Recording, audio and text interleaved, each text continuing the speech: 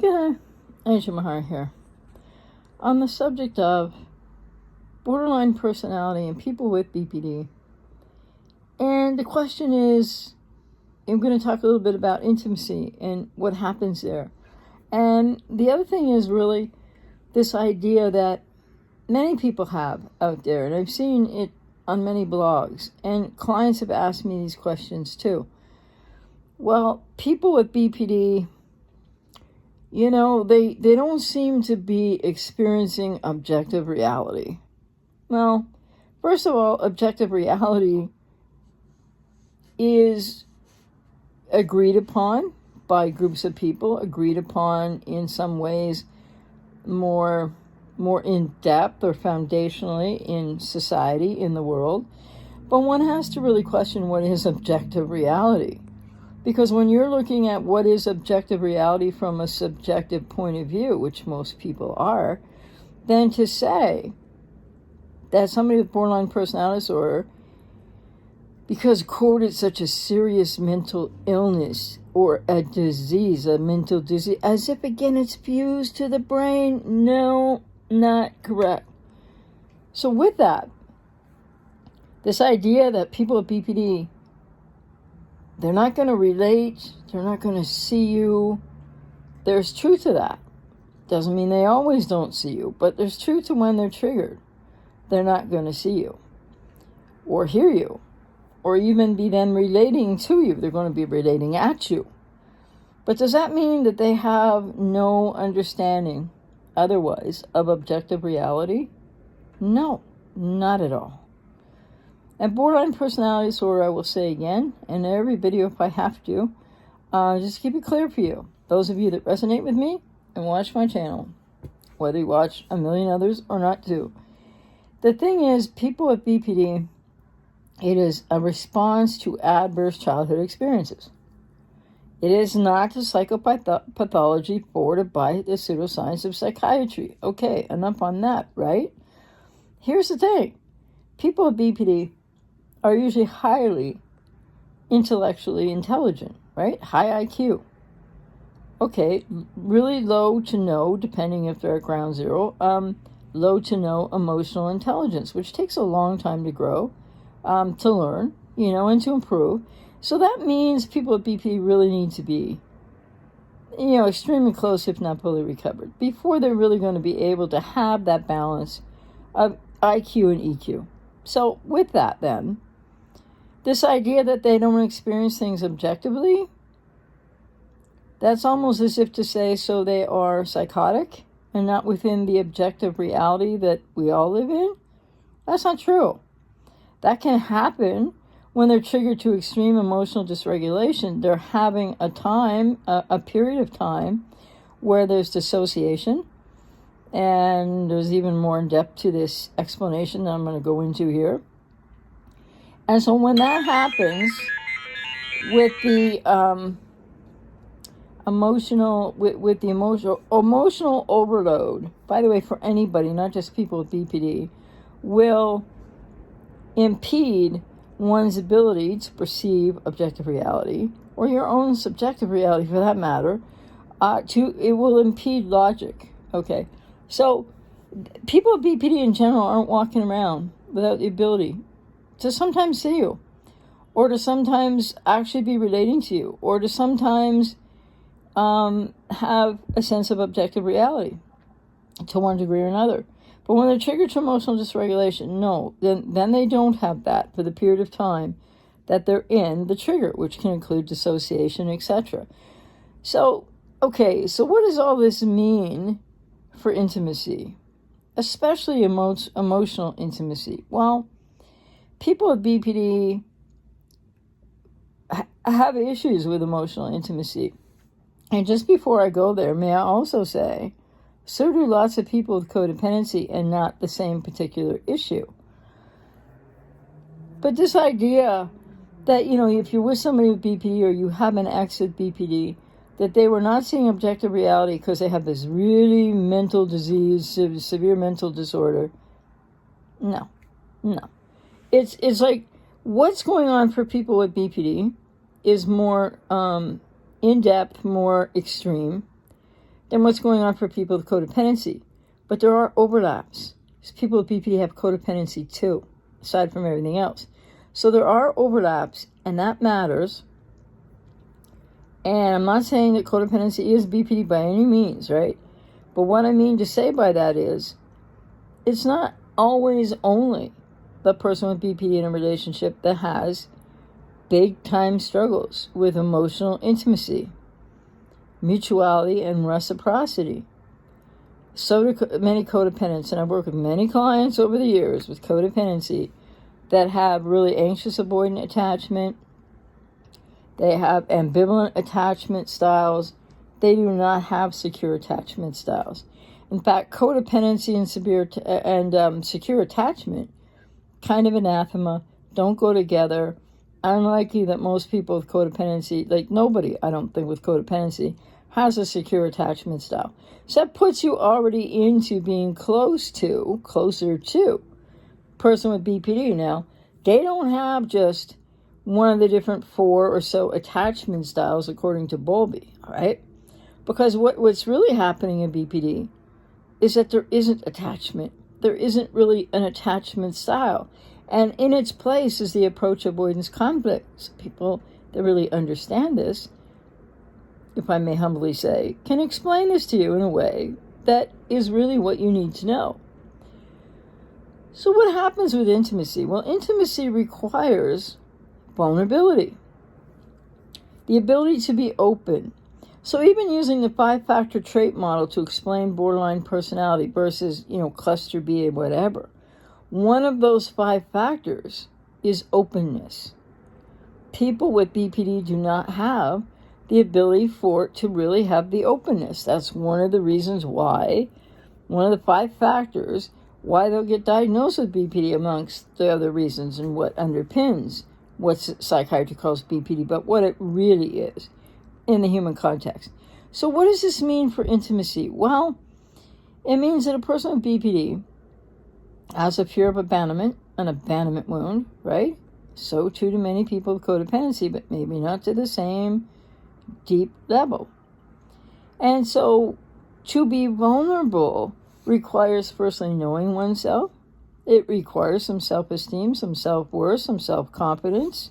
These bugs in here because the air conditioned the window, never mind. So, this is some requirements for vulnerability, openness to intimacy. What else is required? When you're relating to somebody, and people with BPD have really big issues with this for sure.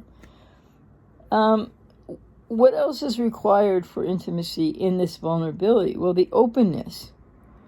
Where does that come from? Well, things like trusting oneself, really wanting to attach, understanding attachment. People with BPD they want to be in relationships. They want to be loved. They need to be validated. But they don't know how to take it in. So lack of self, loss of self, to the arrested emotional development by the age of 2 again, means that they don't go on to develop this emotional intelligence. So people with BPD spend their beginning of years, life and childhood and up to and through adolescence and beyond until they get into therapy and substantial recovery. They spend their lives defending against the loss of the otherwise burgeoning authentic self. So who they were meant to be, who they were going to be if they didn't get the arrested emotional development. So what happens then is everything is protected against. It's not always about can they see object reality or not. But in emotional, interpersonal relationships or where there's emotion to be shared, one hopes, what happens is they are defending and protecting. They don't have, like I've said in other videos, but they don't have a self.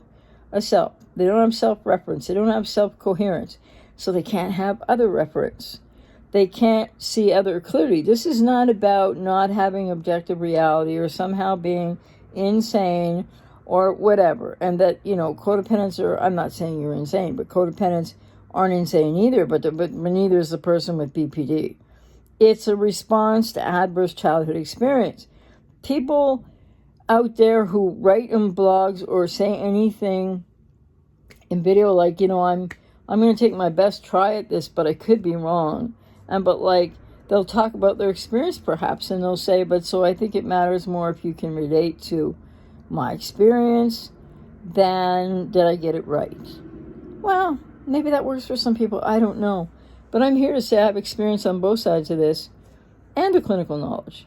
So I would think in the end, at the end of the day, that might really be more helpful for you. So what's happening when you get close to somebody with BPD? What's happening for the person with BPD?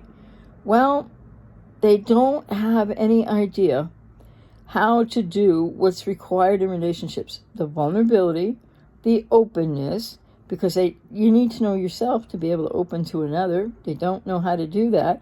They're going to be defensive, and they have a lot of triggers, and they're going to get triggered a lot.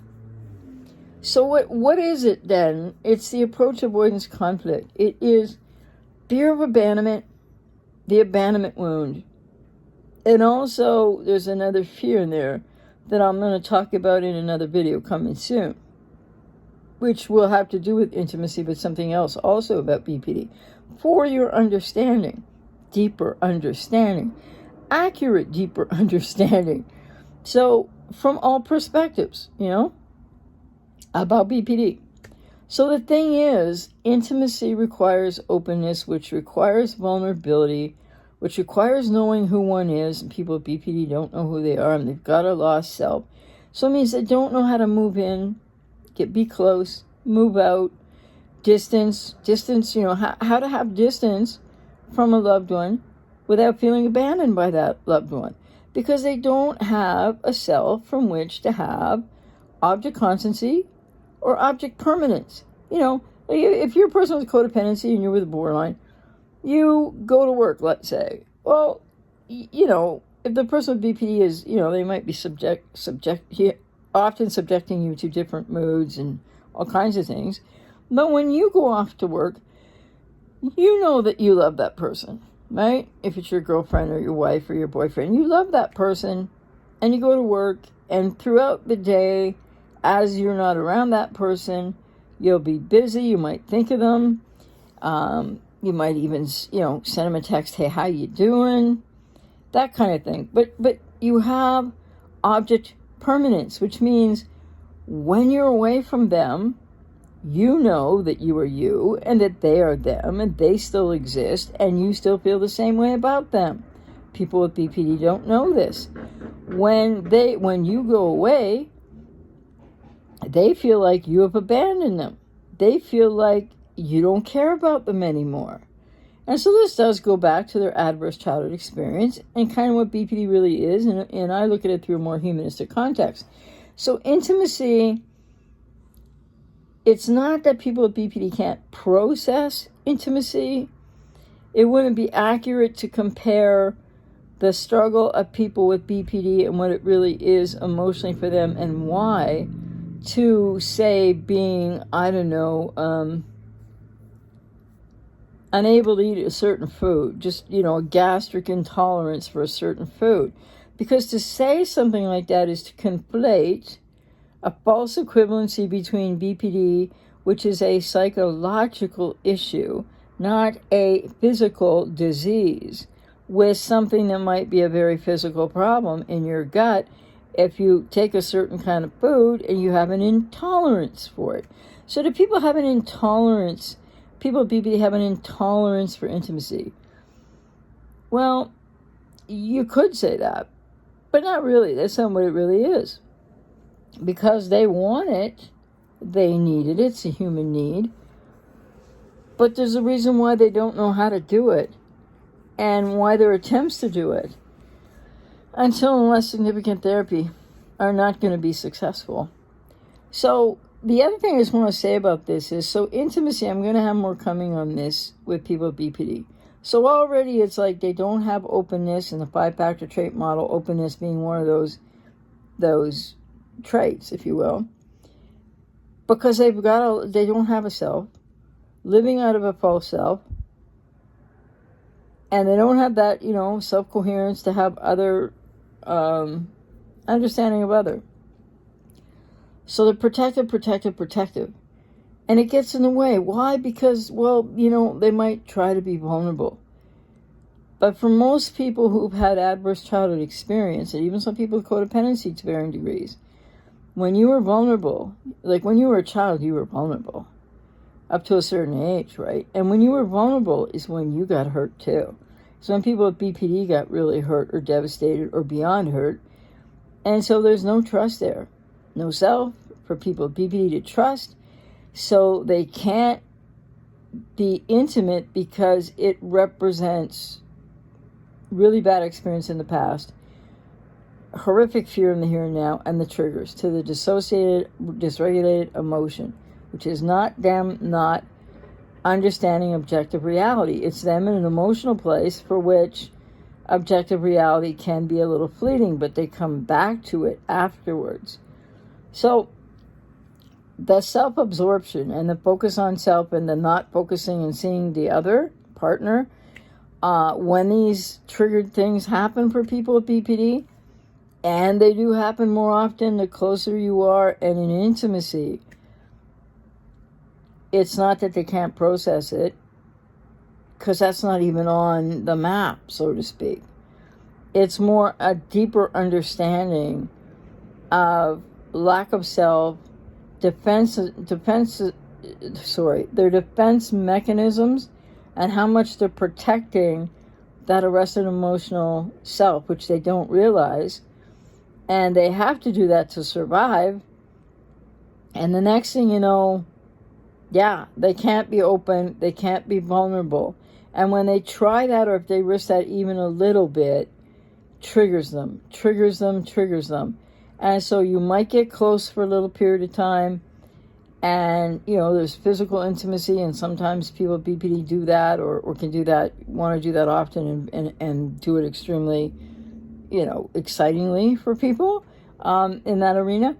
But even that can sometimes be impeded because it's about a lack of openness, because of loss of self, and it's about not knowing how to move in and move out closer because of the fear of abandonment.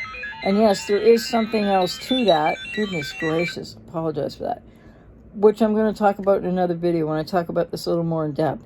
So they do struggle with intimacy. They can't really handle intimacy because intimacy requires emotional intelligence and a self, etc. And the other thing I'll just say in closing here too is that there are a lot of people with codependency that have like anxious avoidant or avoidant attachment or ambivalent attachment, definitely insecure attachment, and therefore people with codependency aren't even able. You might be much more able than a person with BPD, but you're not. Lots of people have commitment fears with codependency. So like you want to get this person with BPD to meet you in mutuality and reciprocity. They don't even get off, the starting block with that, okay? Because what is really impacting, it's impossible for them to be intimate, emotionally intimate. It's impossible for them to navigate intimacy, which is why relationships are not mutual, they're not reciprocal, they're often one way, and there's a whole lot more to it. And I'll have it coming in videos for you soon.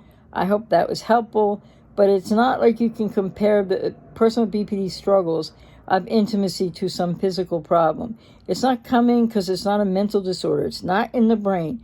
It's not happening that way. And it's really important because this is really important for people's understanding of BPD. And the other thing I would say too is, some people with codependency struggle with that too, intimacy and commitment, etc. People with BPD are having bigger struggles, but it's not that they're intolerant of intimacy. There are real reasons in what it means to have BPD for people who have BPD and the human context. They are not bad people. They are not to be just vilified. They are not to be just tossed aside and blamed for everything either, even though they might be doing that to you. They have responsibility as adults to do something about it, but when they have BPD, they certainly didn't volunteer for it, they didn't ask for it, and it's never the child's fault. So when they were children, what happened to them was not their fault. And now they're in a labyrinth series of defense mechanisms, living through a false self, And the false self is a protector. The false self is not about getting close. The false self is not warm and fuzzy. It is not about intimacy. And so there are lots of issues with intimacy in relationships with people with BPD, for people with BPD. This can include friendship and favorite person and family relationships, not just significant other as well. But it's not something that happens because they can't process it. It goes way deeper than that. And I'll be talking more about it. I hope this was helpful. And as always, please be taking good care of yourself.